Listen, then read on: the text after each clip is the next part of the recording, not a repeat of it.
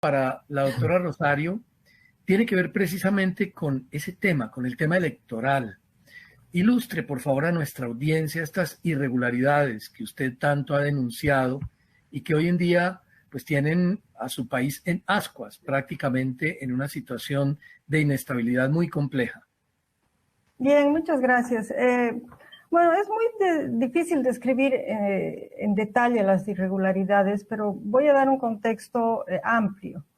El año 2009 se elaboró una nueva constitución política del Estado, fue un proceso bastante participativo y se incluyó como uno de los órganos del Estado al órgano electoral. El tema es que al ser un órgano del Estado pasa a ser conformar los poderes públicos con el Ejecutivo, el Legislativo y el Judicial.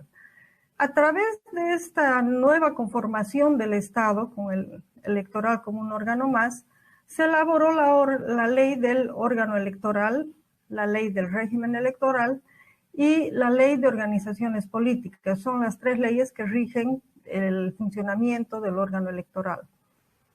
Sin embargo, estas leyes tienen serias contradicciones con la propia Constitución Política del Estado. Y obviamente organizar elecciones con una legislación que contradice la Constitución y que de alguna manera vulnera los derechos políticos y genera desigualdades entre los candidatos, constituye una primera base que hace que el sistema electoral tenga dificultades. El segundo ámbito es el de la conformación del padrón electoral, que es una base de datos distinta al registro de bolivianos, que está conformado como el servicio de registro cívico, que tiene todo lo que tiene que ver con los certificados de nacimiento de las personas. Entonces, al ser dos instancias distintas, dos bases de datos diferentes, una con registro biométrico de datos y la otra no, impide un cruce adecuado de la información. Desde su conformación, este padrón el año 2009 generó muchas susceptibilidades en las personas especializadas que hacían seguimiento al empadronamiento y que plantearon sus dudas respecto a alguna información que encontraron que no cuadraba bien con los datos del Instituto Nacional Estadístico, con los datos del Servicio de Registro Cívico, y que por lo tanto solicitaron auditar este proceso de empadronamiento. Sin embargo, se detectaron equipos específicos que podrían dar lugar a estas dudas, y cuando se aceptó que sean auditados, estos equipos fueron quemados en un incendio que nunca se supo si fue provocado o fue casual, pero lo cierto es que dejó la duda sobre este proceso de empadronamiento. Evidentemente sería muy fácil resolver este problema, sería muy simple revisar esta información y el tema es que al no hacerse se muestra un sistema que no es transparente, que no permite la verificación ciudadana, que no permite una verificación de los procesos internos y externos que hagan que la población tenga confianza. La ley dice que las sesiones de sala plena del Tribunal Electoral tienen que ser públicas y no se ha dado ningún elemento de publicidad a las sesiones que se realizaban. Entonces, si uno ve en conjunto, el problema central es que no es un sistema transparente y abierto. En un proceso electoral, por ejemplo, el algoritmo de cómputo debería ser abierto, debería ser posible que quienes entienden de esto puedan verlo para verificar y tener la confianza y transmitirle a la población de que se están haciendo las cosas correctamente. Entonces, la falta de apertura a la verificación ciudadana, al escrutinio ciudadano, al derecho de petición, al derecho de información de los ciudadanos, genera dudas. Y esas dudas, al mostrar un ámbito cerrado, impide que la población genere confianza. Entonces, básicamente pongo estos temas gruesos, macros, como la base de un sistema electoral que no genera confianza ciudadana. Para el ingeniero Rolando Escarpontier, la siguiente pregunta. Hay una inestabilidad muy grande en Bolivia debido precisamente a esto que nos cuenta la doctora Rosario y a lo que usted nos ha venido narrando en ocasiones anteriores. ¿Cree usted que pueda resolverse pronto la situación o considera por el contrario que esto va a traer protestas masivas en las calles, inestabilidad política en el país? ¿Cómo ve la situación? No voy a decir ni compleja ni complicada porque pues, las cosas son como son. Ya como tú sabes, Carlos, nosotros trabajamos mucho con exmilitares o militares en la reserva pasiva porque tienen una capacidad de análisis muy buena, un tema de perspectiva estratégica interesante, y ellos tienen la voluntad de colaborar y de formar gente.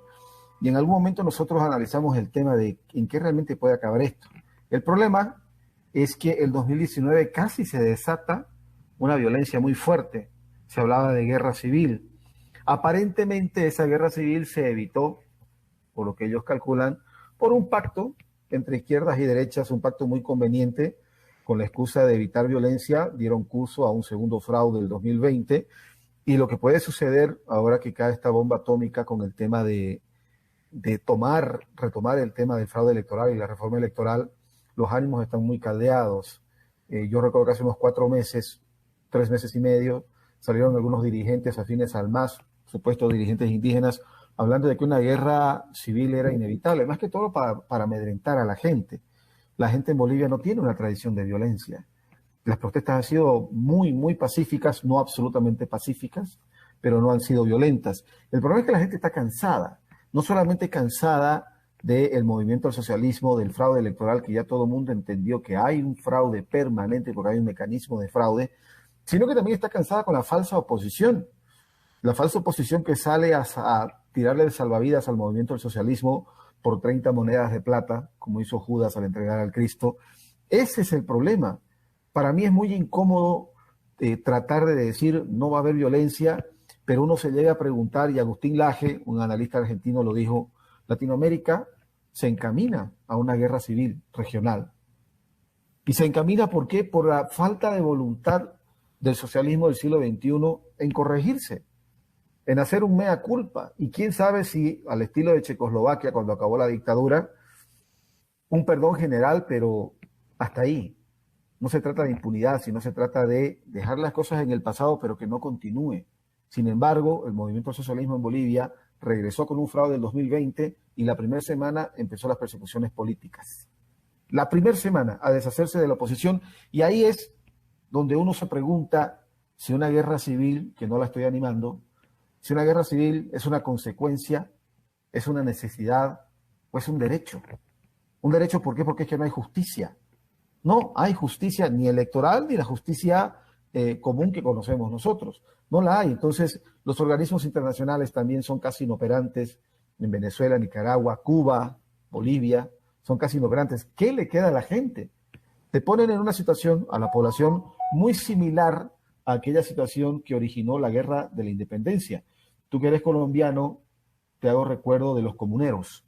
Los comuneros intentaron, fueron llamados a hablar con el virrey, y en lugar de conversar, los ejecutaron. ¿Qué le queda a la gente? Estamos en este momento, en la entrevista con la doctora Baptista, tratando de encontrar esa salida que a veces nos elude para evitar la violencia, una salida democrática, una salida humana, que no nos lleve a actitudes animalescas como tener que recurrir a la fuerza bruta. Ahorita, ¿qué es lo que está sucediendo? Cuando se retoma con el paro cívico, el paro ciudadano, no fue cívico, fue ciudadano, se retoma y la gente recuerda que hubo un fraude y que hay que sacar ese fraude para que haya democracia. Ahí se pone nervioso el gobierno y sale con nombre y apellido. Sale Luis Fernando Camacho, ex candidato a la presidencia, a hablar de federalismo que no tiene nada que ver con el problema de fondo que es el fraude electoral.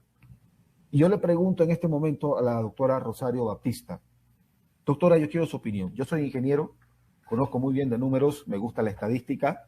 De hecho, yo me dormía en colegio en las clases de matemáticas. Nunca tuve que estudiar, pero conozco bien de matemáticas.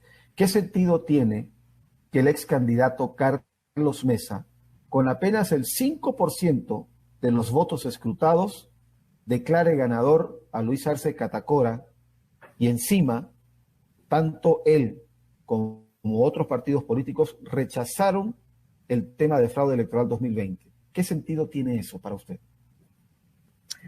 Bueno, yo les voy a contar algo que sucedió ese día de la jornada electoral cuando ya Carlos Mesa y Jeanine Áñez habían reconocido la victoria del MAS. Esa noche estábamos en el campo ferial en La Paz, donde se instaló el centro de cómputo de voto en el exterior y estábamos en sesión permanente. Y se planteó sacar un comunicado haciendo lo mismo, reconociendo la victoria del MAS a las 9:10 de la noche, con el argumento que las dos encuestas que ya salieron públicas, las de conteo rápido de dos empresas, ya dieron más o menos el resultado, ambas coincidieron mucho y que por lo tanto el resultado no iba a cambiar ya mucho más en el escrutinio del voto y el cómputo nacional. Obviamente yo me opuse, puse mi desacuerdo porque en mi criterio que el propio órgano electoral reconozca a las pocas horas de que ha empezado el cómputo de votos el triunfo del ganador, cuando no se habían contado siquiera más que el 5% de votos del electorado boliviano, era una falta de respeto a los ciudadanos. Uno no puede reconocer un triunfo de alguien cuando no se han contado los votos de los ciudadanos. Y puede ser que un ciudadano candidato como Carlos Mesa o la que ejercía la presidencia reconozcan eso, pero el órgano electoral no podía hacerlo. Fue un tema de discusión. El hecho de que lo sea ya muestra que el órgano electoral podría, en su criterio, bajo ese criterio, organizar 2 o 3 encuestas y si coincidían, proclamar un ganador. ¿Para qué nos hacen ir a los ciudadanos a votar si es que se va a proclamar un ganador con una encuesta? Entonces, eso nos muestra más o menos cómo está el sistema, ¿no?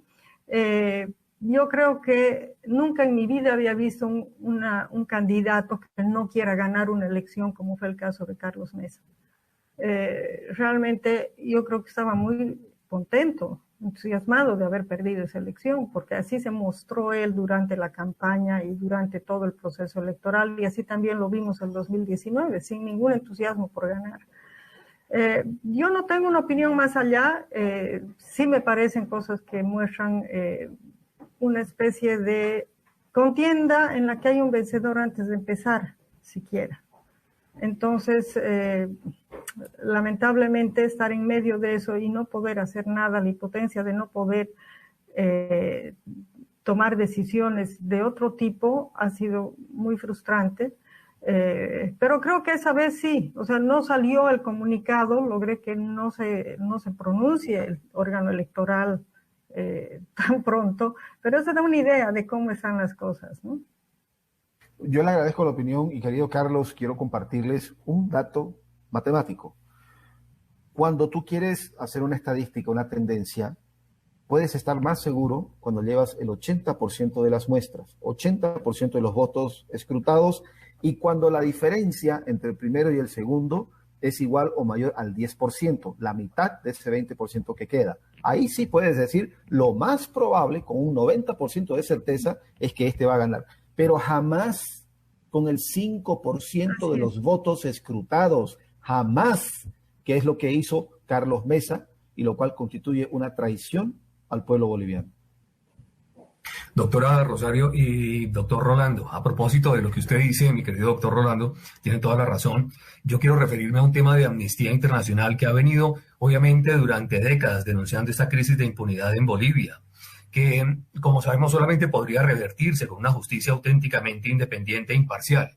¿Qué pasa en este momento? Pregunta primero para la doctora Rosario y luego para el doctor Rolando, si me la quiere responder. ¿Qué pasa con la justicia en este momento en Bolivia? ¿Qué pasa con los jueces en este momento en Bolivia? ¿Están aplicando o no están aplicando la ley? ¿Están aplicando la justicia? Bueno, uno de los principales problemas es que el sistema judicial está completamente cooptado por el MAS. Se ha convertido en ese partido único. Ni siquiera voy a decir del órgano ejecutivo. Es el partido el que ha cooptado el órgano judicial. Y no solo el órgano judicial, todo el sistema de administración de justicia. Eso implica el Ministerio Público, implica la policía, que está a cargo de todo lo que significa la investigación policial en crímenes, todo el Poder Judicial, hasta en casos de divorcios, está cooptado en todos sus aspectos por el partido. Y eso afecta mucho. En el Tribunal Electoral tenemos rango y categoría de magistratura, administramos justicia electoral, tutelamos derechos políticos y de identidad de las personas y no se asume ese rol en el órgano electoral. Cuando yo hablé, por ejemplo, del tema de la personalidad jurídica del MAS, me dicen, muestre pruebas. Bueno, muy bien, ¿ante quién? No se puede mostrar pruebas ante ese sistema judicial. Lo que pasó en la elección del 2019 debió investigarse en el Ministerio Público para seguirse las acciones judiciales que correspondan. Se han llevado mucha información del tribunal, jamás la han devuelto, no hay ni siquiera un inventario de lo que se llevaron, porque se llevaron cuando ya habían detenido a los anteriores vocales y aún no habían designado a los nuevos, y por lo tanto no había ahí nadie que tenga control del tribunal, y se llevaron mucha documentación del Ministerio Público, y nunca hemos sabido cuánta información ni qué se han llevado. Equipos de computación, documentos, las actas originales, que ni les digo, mucha información. Y no la han procesado. Entonces, con un sistema judicial que no cumple sus obligaciones, que se ha salido del margen constitucional de lo que es la tutela de los derechos ciudadanos y de lo que es la protección y el rango que tiene de velador de los derechos humanos, es imposible que el Estado pueda considerarse un Estado democrático. Es una situación en la que realmente no hay salida si no es retomar la democracia. Es como decía un miembro del Tribunal Electoral de Brasil, él decía que todos estos órganos en nuestros países están siendo desmontados desde adentro. La gente que quería tomar el Estado por la fuerza, por las armas, la revolución de los 60, 70 que añoraban todos, los de izquierda. Yo fui de izquierda en ese momento, pero cuando uno ve lo que está sucediendo, realmente creo que no son nada más que estados delictivos. El tomar el poder para desmantelar la democracia, apropiarse del Estado, y coartar por completo el sistema de administración de justicia son pasos que se están dando, que son reales y de los que hay que salir y dar marcha atrás para retomar el sistema democrático. Recientemente, doctora Rosario, usted escribió un documento muy interesante titulado Mi compromiso con Bolivia. Hay algunos aspectos que vale la pena destacar, pero quisiera que comenzáramos por uno en el que usted menciona que la legislación electoral es inconstitucional. Ese aspecto llama la atención porque realmente si está aceptada como la legislación en el campo electoral, pues ¿cuál fue su origen? ¿Cómo es esa génesis de esa legislación para hoy poderla calificar como inconstitucional? A ver, esta legislación surge después de la aprobación de la Constitución el año 2009. Durante todo el año 2010 se hizo toda la base normativa de los órganos del Estado. Se hizo la ley del órgano judicial, del Tribunal Constitucional, del órgano electoral, como la base de lo que sería después todo el andamiaje jurídico nacional. Yo sostengo que es inconstitucional porque, por un lado, en todo lo que es el procedimiento electoral durante una elección, cuando, por ejemplo, un candidato es inhabilitado por el tribunal, ese candidato no tiene derecho a impugnar su inhabilitación, ¿no? En el debido proceso está el derecho de impugnar o de apelar. Ese derecho no lo tienen los ciudadanos en el ámbito político. Se le da ese poder a la propia organización política a través del delegado, y normalmente en el sistema, que está bastante corrupto, el delegado del partido ante el tribunal, que es el único interlocutor que acepta el órgano electoral, lo que hace es generar la inhabilitación del candidato. ¿Por qué? Porque hay en el medio de corrupción, este ciudadano delegado vende las postulaciones, vende los espacios para candidatos. Entonces, si alguien me paga por el espacio, yo presento documentos incompletos, el tribunal va a inhabilitar a ese candidato. Entonces yo tengo de nuevo el espacio para volverlo a vender. Y así generan ingresos vendiendo las candidaturas. Entonces ese ciudadano que ha presentado todos sus documentos completos y los presenta, no tiene derecho a impugnar su inhabilitación para demostrar que entregó todos sus papeles. Ese es uno de los derechos que está coartado. Se ha coartado la participación de los pueblos indígenas, que según la Constitución dice que deben participar en igualdad de condiciones con los partidos políticos. No se les ha dado esa posibilidad. La ley de organizaciones políticas tiene yo considero que es la principal violación a la Constitución, el que no es ya el ciudadano ejerciendo el derecho de ser elegido quien participa, sino que quien conforma el órgano del poder público, como está determinado en la Constitución, que constituye un derecho político, un derecho humano individual, ha sido otorgado al partido político. Entonces, quien conforma el poder público es el partido político, y así está en esta ley. Hay muchas otras, menos visibles, y una de esas menos visibles es aquella por la que el propio movimiento al socialismo solicitó se promueva una acción de inconstitucionalidad ante el Tribunal Constitucional cuando el presidente Arce dio públicamente información sobre una encuesta que el año 2015, una acción similar dio lugar a que se saque de la candidatura a más de 280 candidatos en el Beni, porque uno de los miembros del partido dio los resultados de una encuesta y 6 días antes de la elección se le canceló la personalidad jurídica y quedaron fuera de la elección. Por un hecho similar, ellos argumentaron que era una disposición inconstitucional y la confirmó el Tribunal Constitucional, cosa que en el 2015 el Tribunal Constitucional buscó una forma amañada de deslindar su obligación de pronunciarse respecto a esa norma. Entonces, ahora que ha tocado aplicar esa legislación al MAS, ellos mismos están reconociendo su carácter de inconstitucionalidad. Entonces, el origen de esa legislación básicamente es una construcción jurídica que beneficia al partido único y hace que todos los demás estén circunscritos a disposiciones en las que ellos manipulan la oposición para hacerla funcional a sus intereses. Doctora Rosario, ¿cómo entender un titular? Hace días venía yo leyendo, hace 2 o 3 días aproximadamente, un tema suyo, y me causó curiosidad que el ministro de Gobierno, el señor Eduardo del Castillo, manifiesta que su renuncia beneficia a la democracia. Yo quisiera entender un poquito esta historia, porque eso me parece salido de color, de tono. ¿Cómo es esta historia? Bueno, eso obedece a un dato que es muy curioso. Cuando yo llegué al tribunal y vi en detalle el estatuto del MAS, que en esa época era el del 2012, me di cuenta que en realidad el partido no se diferencia como partido respecto al Estado. Han hecho una mezcla es como una extensión del partido el Estado para ellos. Entonces, cuando ellos hablan de que beneficia a la democracia, en realidad los beneficia a ellos.